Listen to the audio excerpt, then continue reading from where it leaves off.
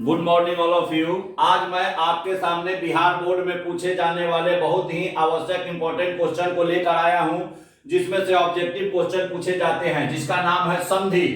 तो संधि के बारे में पहले मैं ये बता दूं आपको कि संधि जो है तीन प्रकार के होते हैं, स्वर संधि, व्यंजन संधि और विसर्ग संधि।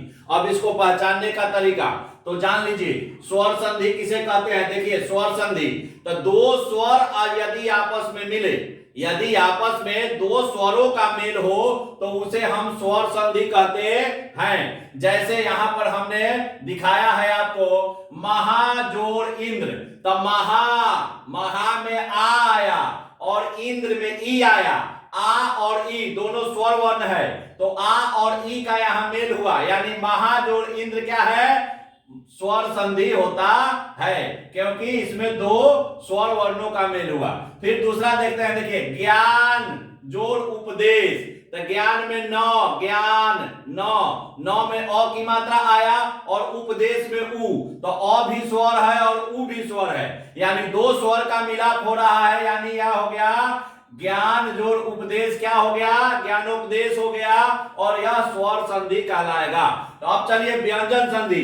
तो व्यंजन संधि कहता है कि दो व्यंजनों का मेल होना चाहिए, या फिर एक स्वर एक व्यंजन होना चाहिए। या तो दोनों पार्ट में, ये जो दो पार्ट है संधि के, ये दोनों पार्ट में व्यंजन होना चाहिए, और नहीं तो कम से कम एक पार्ट में व्यंजन होना चाहिए, तो वह व्यंजन संधि हो जाता है। तो चलिए अब हम देखते हैं व्यंजन संधि में। देखिए यहां उदाहरण है, शरत जोड़ चंद्र, तो शरत में देखिए यहां त है, और त में क्या लगा है? हलंत लगा है।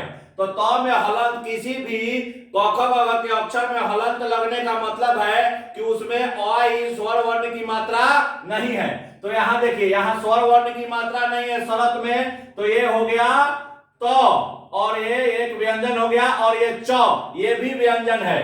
तो व्यंजन दो व्यंजनों का मिलाप हुआ, तो यह हो गया व्यंजन संधि। वैसे ही यहां देखिए, यहां दो व्यंजनों का मिलाप हुआ, लेकिन यदि एक व्यंजन और एक स्वर का भी मिलाप होता है तो वो भी व्यंजन संधि होता है। या तो दोनों व्यंजन का मिलाप हो तो व्यंजन संधि, या तो फिर एक व्यंजन और एक स्वर का मिलाप हो तो भी व्यंजन संधि होता है। जैसे यहां देखिए, अनु में उ आता है, अनु उ आ गया, और प्लस यहां क्या है? छेद में छ, तो छ व्यंजन है, अनु में उ एक स्वर है और एक व्यंजन है, तो ये अनु जोड़ छेद एक व्यंजन आ गया।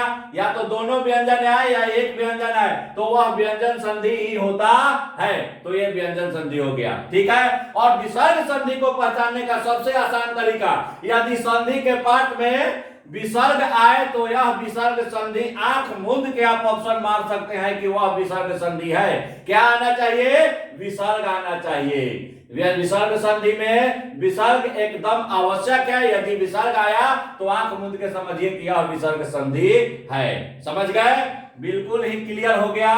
Thank you very much.